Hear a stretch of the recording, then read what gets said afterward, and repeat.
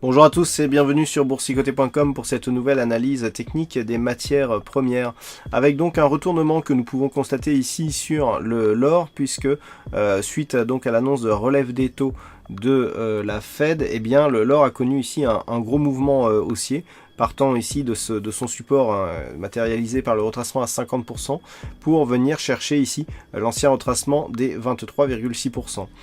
Techniquement, ce qui est intéressant et ce qui est marquant sur ce mouvement, c'est qu'on refranchit ici les 1220 $ l'once à la hausse et nous validons une configuration chartiste. Regardez bien, nous avions ici une forte phase de baisse, nous avons ici un premier bottom, un premier point bas et un deuxième point bas ici sur cette phase. En cassant ici le niveau que nous avions, le point haut que nous avons entre ces deux points bas, eh bien on a validé par report d'amplitude cette configuration. Donc il s'agit, vous l'avez compris, d'un double bottom.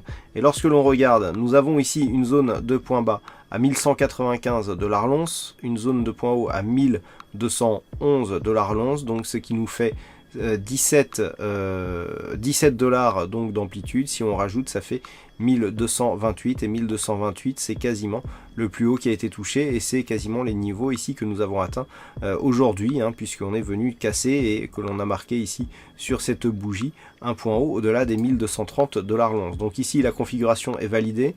Il y a deux possibilités d'objectifs pour un double bottom. Premier objectif par report d'amplitude tel que nous venons de le calculer, et deuxième objectif possible ici un retour sur la précédente phase de cotation, donc la phase de cotation qui a précédé la première dynamique ici qui a donné lieu au double bottom. Donc là ici nous sommes sur une dynamique directe, vous voyez on ne repasse pas au-dessus de la moyenne mobile 20 exponentielle tant que les cours ici partent à la baisse, et le fait que l'on ait ici ce double contact et cette hausse directe, eh bien peut nous laisser un objectif de retour ici sur 1264 $ l'once. Pour valider cet objectif, il ne faudra plus repasser ici sous ce point haut qui se situe, je le rappelle, à 1211 $ l'once.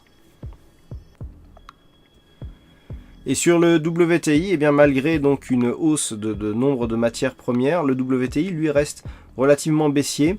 On est venu ici rechercher l'ancienne zone de support comme zone de résistance, mais dans une dynamique très faible. Je rappelle le contexte, nous étions ici sur une évolution neutre depuis le début de l'année. La rupture ici des 51,50 a donné lieu à une accélération baissière qui est venue casser le support oblique de la dynamique moyen terme.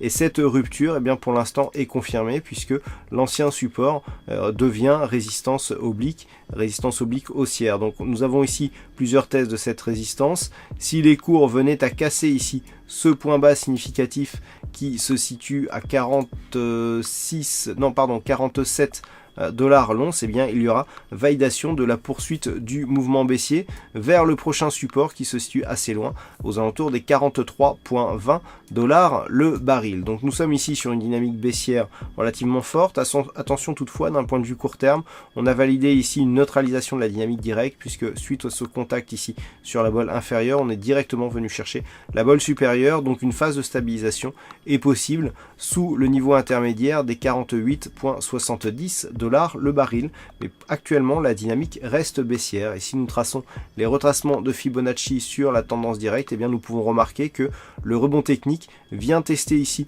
le retracement à 38,2%, ce qui nous montre que la dynamique reste baissière et même relativement forte, puisque le retracement des 38,2 n'a même pas été atteint. Donc pour l'instant on reste baissier sur le WTI, comme l'attestent d'ailleurs les indicateurs, avec une sortie de la zone de surachat sur le stochastique et un RSI qui reste ici dans sa zone neutre. Le stochastique est confirmé par le MACD qui vient de se retourner à la baisse.